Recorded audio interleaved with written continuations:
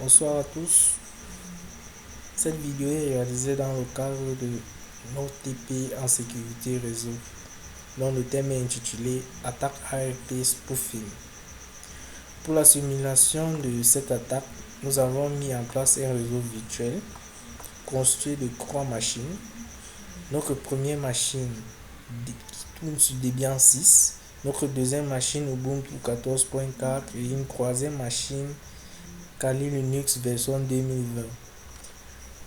Dans ce réseau, il est question de falsifier les tables ARP des deux machines qui sont la machine Debian 6 et la machine Ubuntu 14.4.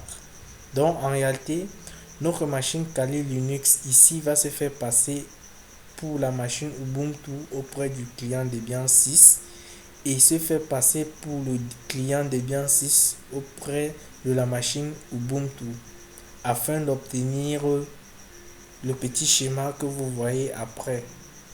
Donc après l'attaque, on a ce résultat-ci.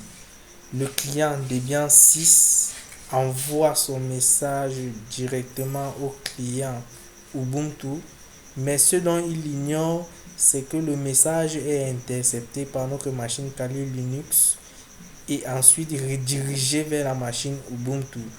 Le client Debian 6 ignore qu'il communique de façon indirecte avec le client Ubuntu, car la machine tournant sur Kali Linux prend la peine d'activer le routage, et inversement, lorsque le client sur Ubuntu veut communiquer avec le client Debian 6, le message est intercepté par la machine pirate qui est ensuite redirigée vers la machine Debian 6.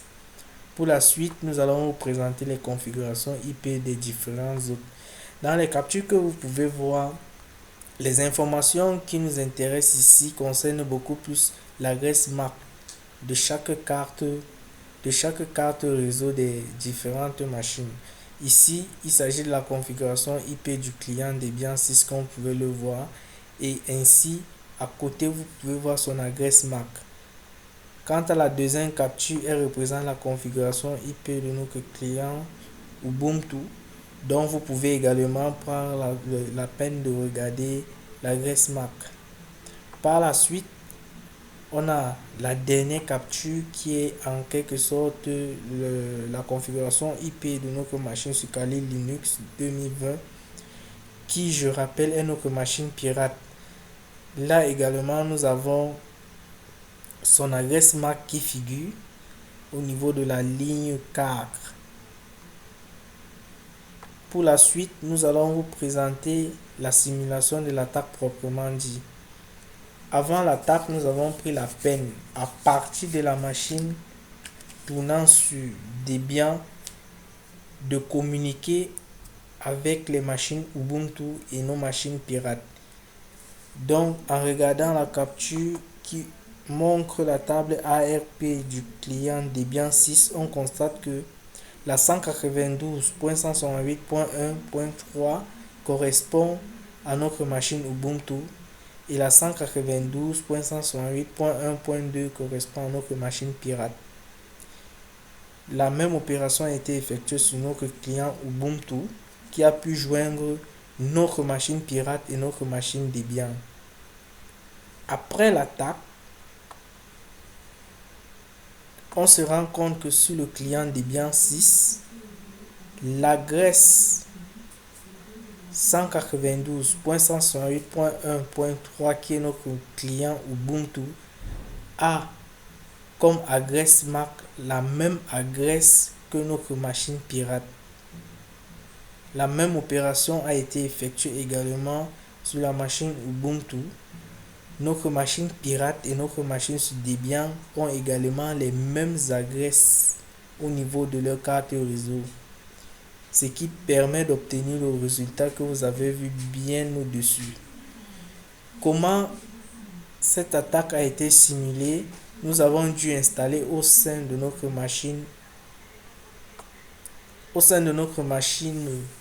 tournant sur Kali Linux le paquet DSNIF plus précisément l'utilité ARP Spoof qui nous a permis de falsifier les tables ARP des différents clients. Ici, nous vous présentons l'exécution des différentes commandes.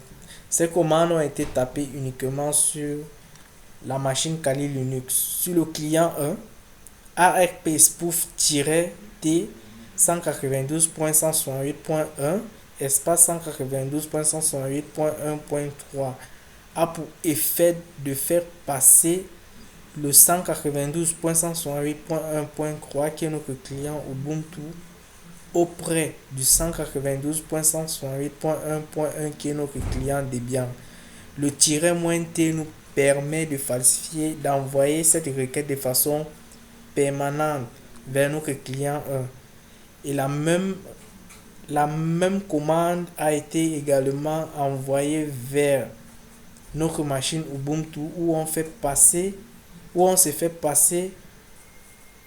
pour le client Debian 6 auprès de notre client Ubuntu. C'est là donc pour effet d'obtenir le schéma que vous avez vu qui vous a été présenté bien au départ. Grâce à ces commandes, on obtient le résultat que vous pouvez donc voir affiché.